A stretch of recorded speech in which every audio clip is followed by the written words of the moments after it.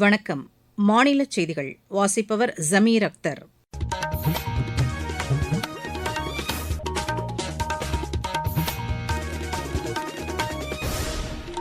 தலைப்புச் செய்திகள். India Canada இடையேயான நல்லுறவுகளில் அந்நாட்டு பிரதமருடன் இணைந்து செயல்படுவதை தாம் எதிர்நோக்கியுள்ளதாக பிரதமர் திரு நரேந்திர மோடி தெரிவித்துள்ளார்.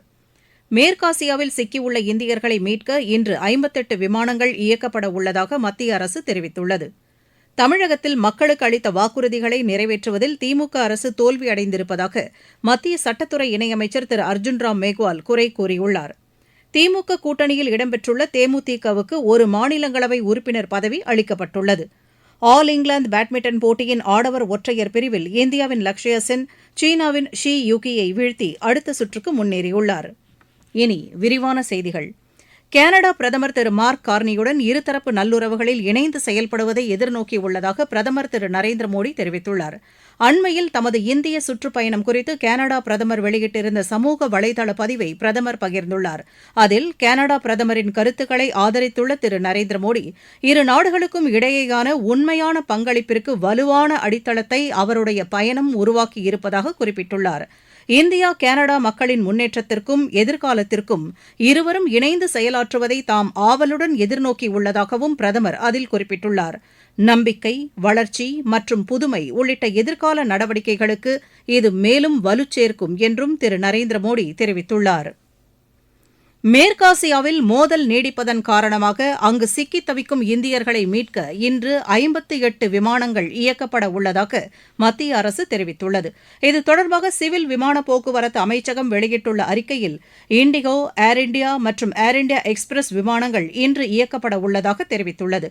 மேற்காசியாவின் பல்வேறு பகுதிகளில் வான்வெளி மூடப்பட்டதன் காரணமாக 1200க்கும் மேற்பட்ட இந்திய விமானங்களும் 380 வெளிநாட்டு விமானங்களும் ரத்து செய்யப்பட்டிருப்பதாக அதில் தெரிவிக்கப்பட்டுள்ளது.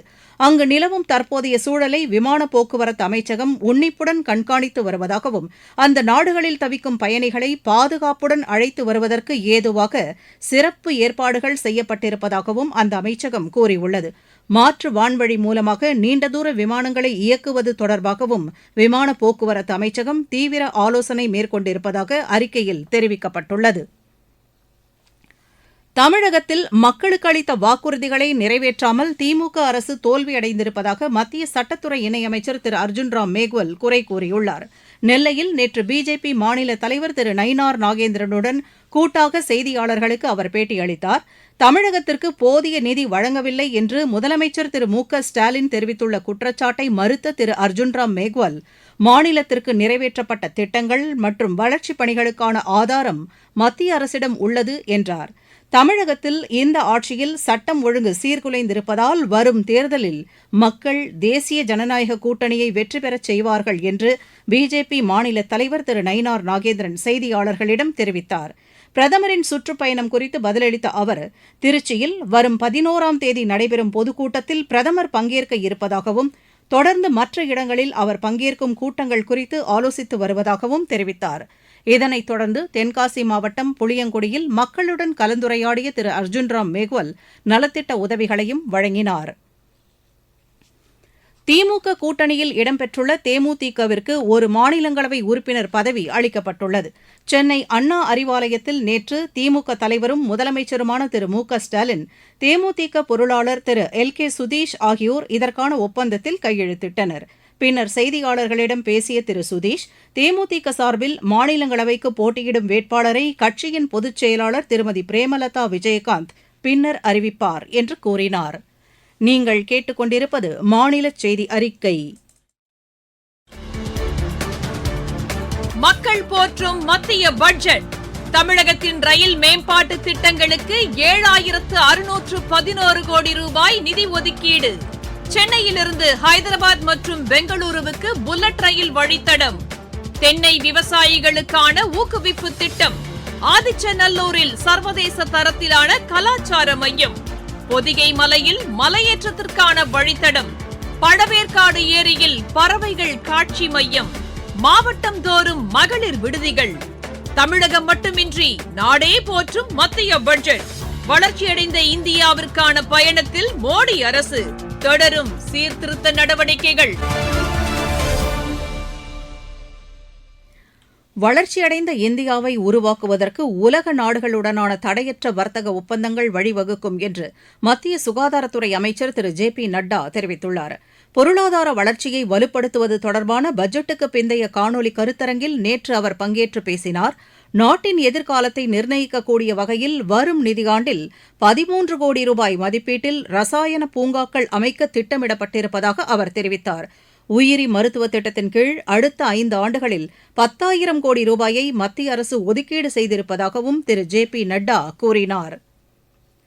தமிழகத்தில் யாரும் எதிர்பாராத வகையில் நலத்திட்டங்களை முதலமைச்சர் திரு மு க ஸ்டாலின் நிறைவேற்றி வருவதாக மாநில அமைச்சர் திரு காந்தி தெரிவித்துள்ளார்.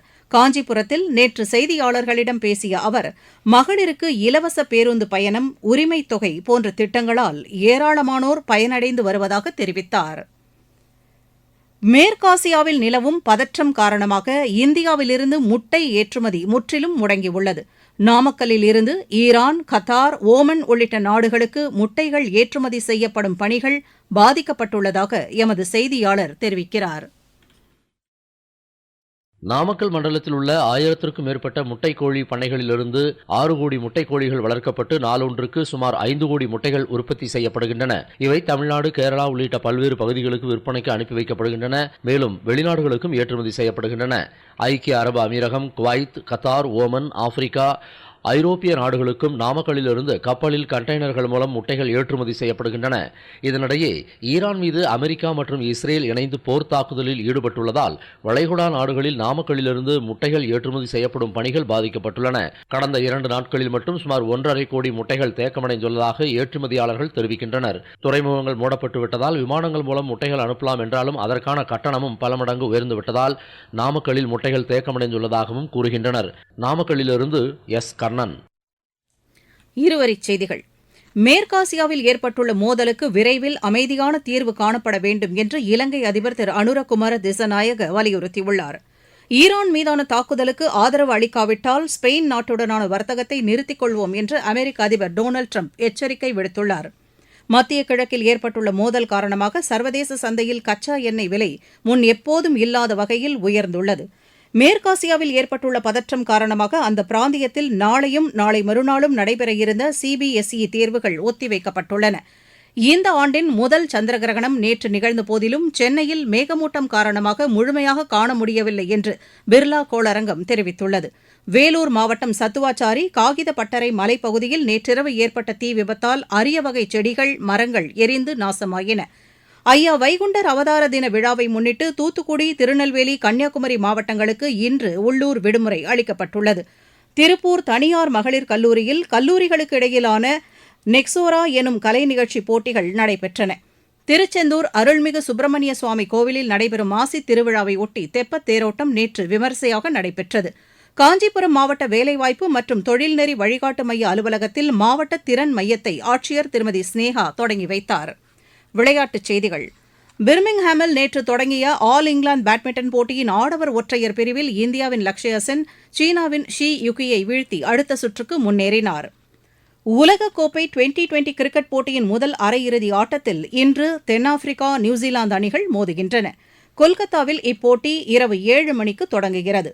நாளை மும்பையில் நடைபெறும் 2வது அரையிறுதி ஆட்டத்தில் இந்தியா இங்கிலாந்தை எதிர்கொள்கிறது. இறுதிப் போட்டி அகமதாபாத்தில் வரும் 8ஆம் தேதி நடைபெறும். ஆசிய கோப்பை மகளிர் கால்பந்து போட்டியில் இன்று 2 ஆட்டங்கள் நடைபெறவுள்ளன. ஆஸ்திரேலியாவின் பெர்த்தில் நடைபெறும் இப்போட்டியில் காலை மணி 10:30க்கு நடைபெறவுள்ள ஆட்டத்தில் ஜப்பான் சீன தைப்பை அணியை எதிர்கொள்கிறது. மாலை மணி 4:30க்கு நடைபெறவுள்ள மற்றொரு ஆட்டத்தில் இந்தியா வியட்நாமை சந்திக்கிறது. மீண்டும் தலைப்புச் செய்திகள். இந்தியா, கனடா இடையேயான நல்லுறவுகளில் அந்நாட்டு பிரதமருடன் இணைந்து செயல்படுவதை தாம் எதிர்நோக்கியுள்ளதாக பிரதமர் திரு நரேந்திர மோடி தெரிவித்துள்ளார். தெற்காசியாவில் சிக்கியுள்ள இந்தியர்களை மீட்க இன்று 58 விமானங்கள் இயக்கப்பட உள்ளதாக மத்திய அரசு தெரிவித்துள்ளது. தமிழகத்தில் மக்களுக்கு அளித்த வாக்குறுதிகளை நிறைவேற்றுவதில் திமுக அரசு தோல்வி அடைந்திருப்பதாக மத்திய சட்டத்துறை இணையமைச்சர் திரு அர்ஜுன் ராம் மேக்வால் குறை கூறியுள்ளார். திமுக கூட்டணியில் இடம்பெற்றுள்ள தேமுதிகவுக்கு ஒரு மாநிலங்களவை உறுப்பினர் பதவி அளிக்கப்பட்டுள்ளது. ஆல் இங்கிலாந்து பேட்மிண்டன் போட்டியின் ஆடவர் ஒற்றையர் பிரிவில் இந்தியாவின் லக்ஷயா சென் சீனாவின் ஷி யுகியை வீழ்த்தி அடுத்த சுற்றுக்கு முன்னேறியுள்ளார். இத்துடன் இந்த செய்தி அறிக்கை நிறைவு பெற்றது.